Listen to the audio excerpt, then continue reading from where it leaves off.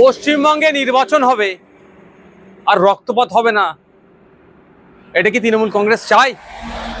আজকে পশ্চিমবাংলা শুধু নয়, ভারতবর্ষের বিভিন্ন রাজ্যে উপনির্বাচনের রেজাল্ট হয়েছে। আমার এখনো পর্যন্ত কোনো খবর পাইনি ওখানে কোনো ঘটনা ঘটেছে, কিন্তু দুর্ভাগ্য আমাদের পশ্চিমবাংলায় একটা উপনির্বাচনে একটি ফুটফুটে ক্লাস 4-এর 9-10 বছরের বাচ্চা মেয়েকে খুন হতে হলো। অভিযোগ কি? তৃণমূলের ছোড়া বোমের আঘাতে ওই বাচ্চা মেয়েটির মৃত্যু হয়েছে। হ্যাঁ, আমি আবারও বলছি, পশ্চিমবঙ্গে নির্বাচন হবে আর পিছড়েভাগের মুসলমান খুন হবে না, পশ্চিমবঙ্গের নির্বাচন তো অসম্পূর্ণ থাকবে। মুসলমানদের শিক্ষাতে ক্রমশ পিছিয়ে রাখার কারণ এটাই তো, মারামারি করবে, হানাহানি করবে, মরবে, মারবে, জেল খাটবে, ধ্বংস হবে। এই জন্যই মুসলমানকে রেখেছে, ভোটার হিসাবেই রেখেছে, মারামারি করার জন্য লাঠিয়াল হিসাবে বানিয়ে রেখেছে, মানুষদেরকে করার চেষ্টা করছেন। আমরা যারা এর বিরুদ্ধে কথা বলি ওই জন্য আমাদেরকে দোষারোপ করা হয়। এই যে ঘটনা ঘটেছে, রাজ্য সরকারকে প্রকাশ্যে ক্ষমা চাওয়া দরকার। সাথে সাথে ওই যারা দুষ্কৃতী সমাজ বিরোধীদের দাপাদাপি যারা চলছে তাদেরকে ঘাড় ধরে জেলের মধ্যে রাখা দরকার।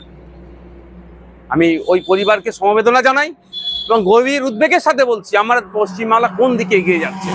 সামান্য একটা উপনির্বাচন, এখানেও যদি খুন হতে হয়, এখানেও যদি হিংসা হয়, তাহলে 2026-এর নির্বাচন কিভাবে হবে? ইলেকশন কমিশন অফ ইন্ডিয়া কি করছে? সম্পূর্ণরূপে পশ্চিমবাংলায় শান্তিপূর্ণ নির্বাচন করতে ব্যর্থ হয়েছে। আমি আশা করবো এর থেকে শিক্ষা নিয়ে আগামী দিনে 2026 নির্বাচন আসছে, শান্তিপূর্ণভাবে নির্বাচন করবে। কালিয়াগঞ্জ উপনির্বাচনে জয়ী প্রার্থীর উল্লাসের সময় বোম ব্লাস্টিং এর জন্য একজন বাচ্চা নিহত হয়েছেন, কি বলবেন এই বিষয়ে? এটা অত্যন্ত দুর্ভাগ্যজনক।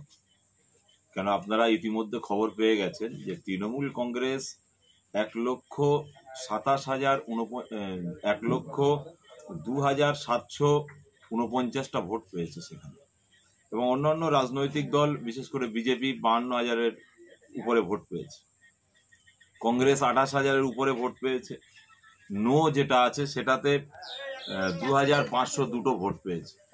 তাহলে এই গণতন্ত্রের জায়গায় দাঁড়িয়ে এখনো ভাবা মুশকিল যে একটা সুষ্ঠু নির্বাচন হবে পশ্চিম বাংলার জমিনে, এটাকে বাংলার মানুষ কোনো সময়ের জন্য আর মনে হয় ভাবতে পারবে না।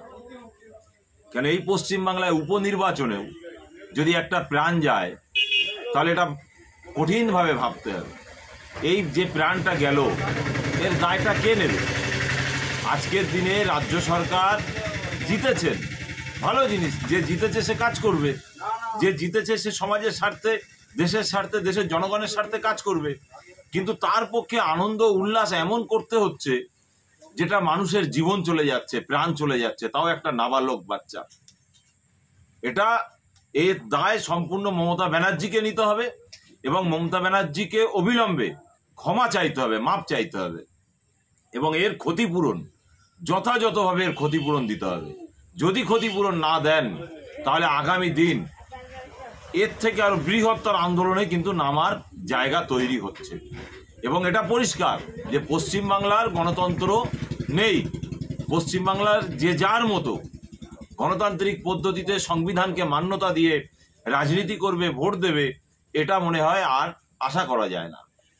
সেজন্য অত্যন্ত খারাপ লাগছে যে গণতান্ত্রিক পদ্ধতিতে ভোট হবে, ভোটে জিতে উল্লাস করবে, মানুষের বাড়ি ভাঙবে, মানুষের ঘর ভাঙবে, মানুষের সন্তান চলে যাবে, প্রাণ চলে যাবে, এটাকে কিছু মতে মেনে নেওয়া যাচ্ছে না। তো যারা দোষী তাদের সাজার তো ব্যবস্থা করতেই হবে, অবিলম্বে তাদের গ্রেপ্তার করে আইনি ব্যবস্থা নিতে হবে। আর তার সাথে সাথে মমতা ব্যানার্জিকেও বলবো ক্ষমা চাইতে হবে, নইলে আগামী দিন এই ধরনের নির্বাচন আর মনে হয় পশ্চিমবাংলায় করার কোনো প্রয়োজন নেই। কেন, মানুষের জীবন চলে যাবে একজন বিধায়ক হওয়ার জন্য, একজন এমপি হওয়ার জন্য, একজন প্রধান হওয়ার জন্য। এই ধরনের রাজনীতি, জঘন্য রাজনীতি পশ্চিমবাংলায় যাতে আগামী দিন না হয়, নির্বাচন কমিশনারকে তার ব্যবস্থা নিতে হবে। আর নির্বাচন কমিশনার তো পুরো ঠুটো জগন্নাথ, আমরা তো পঞ্চায়েত ইলেকশনে দেখেছি। অতএব এই নির্বাচন কমিশনারকেও পাল্টাতে হবে এবং এই পশ্চিমবাংলায় এই নির্বাচন কমিশনারের দ্বারায় আগামী দিনেও সুষ্ঠুভাবে ভোট হবে, এটা আমার মনে হয় না। আর 1 বছরের সময় নেই, এর মধ্যে সামনে বিধানসভা ভোট। তারই মধ্যে এইরকম একটা উপনির্বাচনে, একটা নির্বাচনে যদি একজনকে নিহত হতে হয়, সামনে তো বিরাট পরিকল্পনা থাকতে পারে। বিধানসভার মতন ভোট 294টি আসনে ভোট হবে, সেখানে তো কিরকম অবস্থা হতে পারে বলে মনে করছেন? একটা শ্রেণীর গণ্ড মূর্খ এই ধরনের কাজগুলো করে বেড়াচ্ছেন। আর এই গণ্ড মূর্খরা ভাবছে না যে তারা মারামারি করছে, আর যাদের জন্য মারামারি করছে তারা কোথায়। যে ব্যক্তি ওখানে জিতেছেন সে ব্যক্তি কোথায় থাকবে? তাহলে এটা তাকে আগে দেখতে হবে যে আমি কার জন্য লাঠি ধরছি, আমি কার জন্য বোম ধরছি, আমি কার জন্য পিস্তল ধরছি।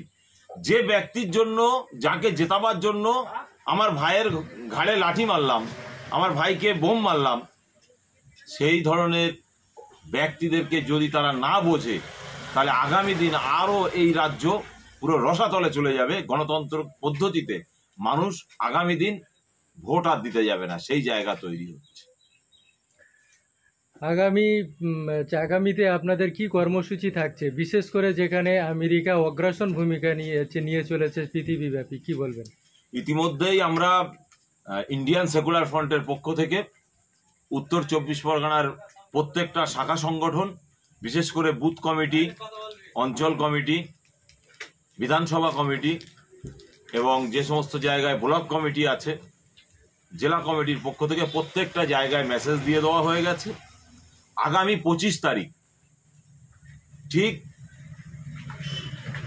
2টোর সময়, 1:30টা থেকে 2টোর মধ্যেই আমরা আমেরিকান যে সেন্টার আছে কলকাতায়, তার সামনে যে উপস্থিত হব। আমাদের মিছিলটা শুরু হবে কলিকাতার ধর্মতলা থেকে, Y channel, Dharmatala Y channel থেকে মিছিলটা আমরা শুরু করব। আমরা ডেপুটেশনের ব্যবস্থা করেছি। কেন আমেরিকা যেভাবে অগ্রসর নীতি নিয়েছে, যেভাবে মানুষকে ফ্যাসিবাদী কায়দায় চিন্তা ভাবনা করছে, বিভিন্ন দেশের উপরে যেভাবে অত্যাচার নামিয়ে নিয়ে আসছে, এটাকে মেনে নেওয়া যায় না।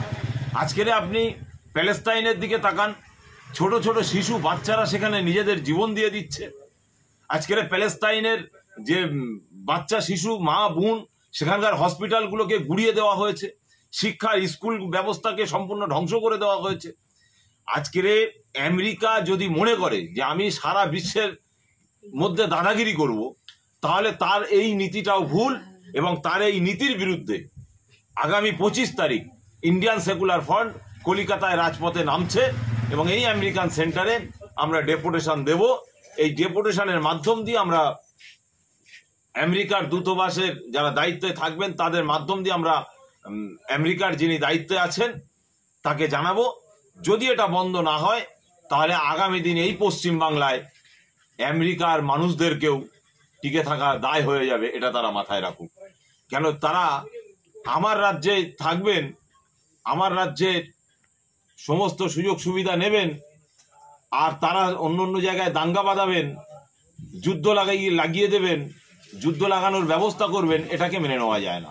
অতএব আমেরিকার আর ইসরায়েলের এই যে অগ্রসর নীতি, এই নীতির বিরুদ্ধে সর্বসময় ছিলাম, আছি এবং থাকব। সামনে 25 তারিখ আমাদের সমর্থক, আমাদের কর্মী এবং ইন্ডিয়ান সেকুলার ফ্রন্টের ডাকে আগামী 25 তারিখ বুধবার ঠিক বেলা 2টোর সময় ওয়াই চ্যানেল থেকে আমাদের এই প্রোগ্রাম শুরু হবে। ডেপুটেশনের মিছিল যাবে। দেখব আমরাও যে আমেরিকান সেন্টার কিভাবে আমাদের মিছিলকে আটকায়, সেটাও আমাদের দেখার আছে।